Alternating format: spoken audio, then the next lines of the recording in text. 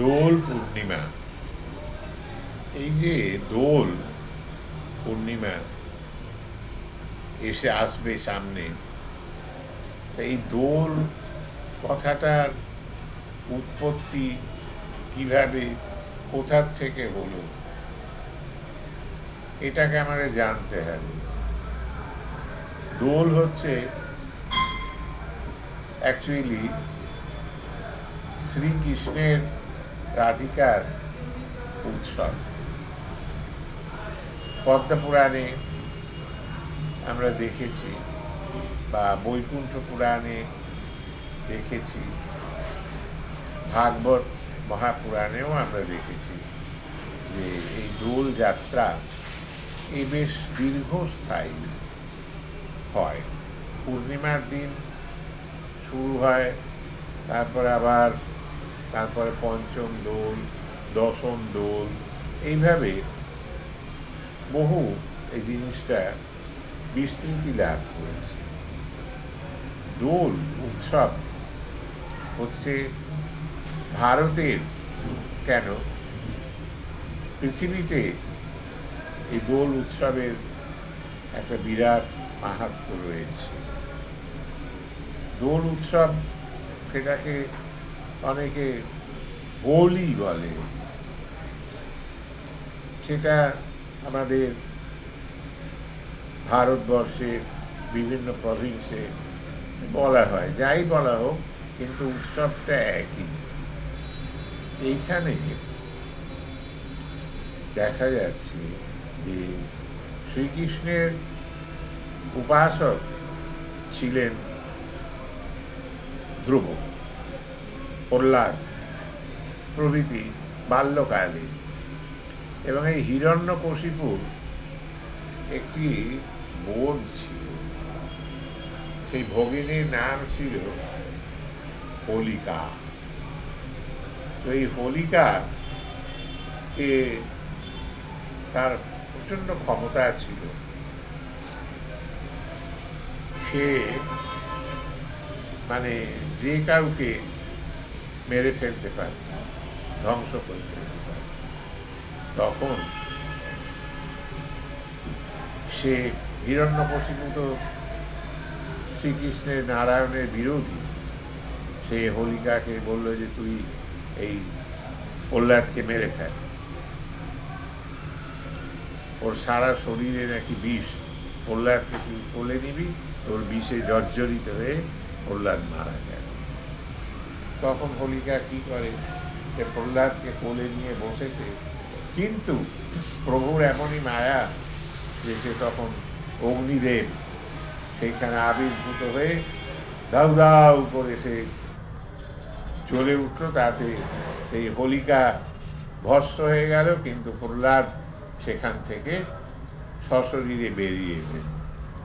এই যে হোলিকা দহন হয়েছিল পূর্ণিমার আগের দিন, হোলিকা দহন হওয়ার পর থেকে তখন প্রহ্লাদকে যখন সশরীরে বেরিয়ে আসতে দেখল, তখন সবাই আনন্দ উৎসবে মত্ত হয়ে গেল এবং সেই নারায়ণের কাছে নিয়ে গিয়ে তার পূজা অর্চনা, শ্রীকৃষ্ণের গায়ে ফাগ, আবির, এগুলো দেওয়ার প্রচলন শুরু হয়েছিল। বহু আগের থেকে আমরা দেখেছি মুসলিম আমলে আকবর প্রভৃতি এরাও ফাগ উৎসব পালন করতেন। এর একটা বৈজ্ঞানিক দিক আছে। এই ফাগটা, ফাগ হচ্ছে কতগুলো পুষ্প এই সময় ফোটে, যেরকম পলাশ ফুল, বিভিন্ন ফুল, তাদের রেণু দিয়ে এবং পাপড়িগুলো দিয়ে চূর্ণ তৈরি হতো। এই এখনকার মতো ওই কেমিক্যাল এইগুলো নয়, সেই চূর্ণ তৈরি হতো। সেই চূর্ণগুলো মানে উভয়ে শ্রীকৃষ্ণ রাধিকাকে নিবেদন করে তখন সব মানুষরা নিজেরা সবাইকে মাখাতো। কেন মাখাতো? একটা কারণ আছে নিশ্চয়ই। এই সময় যে পক্স আমাদের হয়, জল বসন্ত, হাম,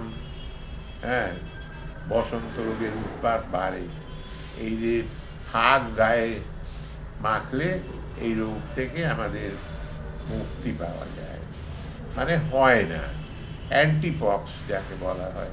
এই সময় দেখবেন সজনে ডাঁটা, সজনে ফুল, লাউ এগুলো সব হয়।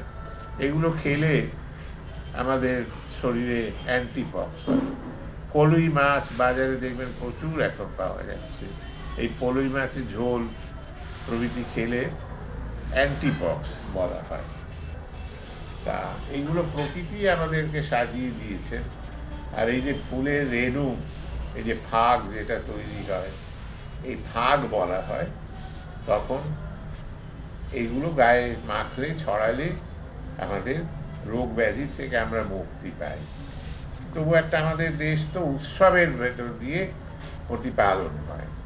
একটা মঞ্চ তৈরি করা হয়, দোল মঞ্চ, এরকম থাক থাক থাক থাক করে ইট দিয়ে, তারপরে মাটি টাটি দিয়ে এই মঞ্চ তৈরি করা হয়। তার উপরে সর্বতোভদ্র মণ্ডলাদি অঙ্কিত করা হয় এই ফাগ আবির দিয়ে, এবং তার উপরে শ্রীকৃষ্ণ রাধিকাকে স্থাপন করা হয় এবং একটি দোল অর্থাৎ ঝোলনের মধ্যে, দোলনার মধ্যে বসানো হয় এবং সেইখানে সবাই উৎসব আনন্দ করে, পুজো করে এবং তার গায়ে সেই মানে আবিরগুলো দেয় এবং দিয়ে সবাই তখন আমরা গোপীভাবে মত্ত হয়ে যে যার গায়ে সেই আবির আমরা ছড়িয়ে দিই।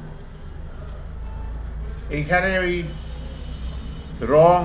রঙেরও প্রচলন আছে, কিন্তু সেই রঙগুলো মানে ওই কেমিক্যাল রং নয়, সেগুলো অন্য ধরনের সব রং ছিল তখন, যেগুলো প্রাকৃতিক উপায়ে তৈরি হতো। সেই সব রং এখন লুপ্ত হয়ে গিয়েছে, এখন পাওয়া যায় না। যাই হোক, এই রং খেলা আমাদের বলা হয়, এইটা হতো। তা এই যে হোলিকা পুড়ে মরে গেল, হোলিকা দহন, এটা এখনো আমাদের দেশে একটা দেখা যায়, সব ঘুটে মুটে কাঠ ফাট দিয়ে জেলে, হ্যাঁ, এটাকে বলে ন্যাড়া পোড়া, বুড়ি পোড়া, যাই হোক, এইরকম একটা চলিত ভাষা আছে। কিন্তু সেই হোলিকা দহনটাই কিন্তু চলে আসে। তার পরের দিন দোল। এই যে আবির খেলা, এইটা দিয়ে আমাদের শারীরিক একটা রোগ প্রতিরোধ ক্ষমতা তৈরি হয়। এইটাই হলো এর বৈজ্ঞানিক দিক। আর এই শ্রীকৃষ্ণ রাধিকা আর এই হিরণ্যকশিপুর ইসের থেকেই এই আরম্ভ হয়েছে। তারপরে ক্রমবিকাশ হয়েছে ধীরে ধীরে ধীরে ধীরে, এবং পশ্চিম ভারতে তাদের নববর্ষ গণনা হয় বিক্রম সম্বত, যেটা এই চৈত্র মাসে মানে শুরু হবে পূর্ণিমার পর থেকে। হ্যাঁ, সুতরাং সেই মানে প্রথম দিনে সবাই এই রং দিয়ে সব উৎসবটাকে পালন করে। এটা মুসলমান আমলেও ছিল, বহু আগের থেকেও ছিল, ইতিহাস পড়লে বোঝা যায়।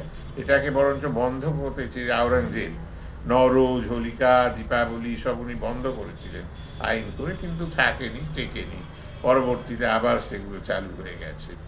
তো এই হলো আমাদের দেশের সভ্যতা, সংস্কৃতি। কিন্তু এই আবির আমরা কিভাবে দেব, সেইটা একটা ব্যাপার আছে।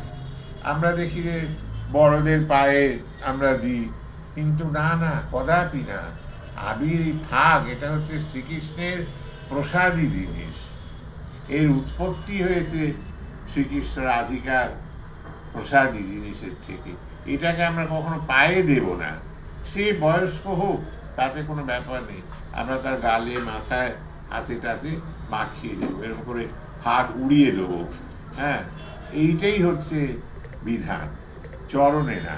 যেটা দেবতার আবিষ্কৃত জিনিস, যেটা নিয়ে দেবতা সন্তুষ্ট হন, সেইটাকে আমরা কখনো পায়ে দেওয়া নিষেধ। তাতেই যা পায়ে আমরা দেব তার দোষ হবে। এই জন্যেই আমি এই কথাগুলো বললাম। এইভাবে বর্তমানে এই দোল উৎসবটা মানে পশ্চিম ভারতের ওইদিকে মানে নববর্ষ হিসেবে গণ্য হয়েছে। আমাদের এখানে দোল পূর্ণিমায় আমরা শ্রীকৃষ্ণ রাধিকার এই উৎসব এই নিয়ে আমরা এটাকে পালন করে থাকি। এই হলো দোলের উৎপত্তি ক্রমবিকাশ। নমস্কার।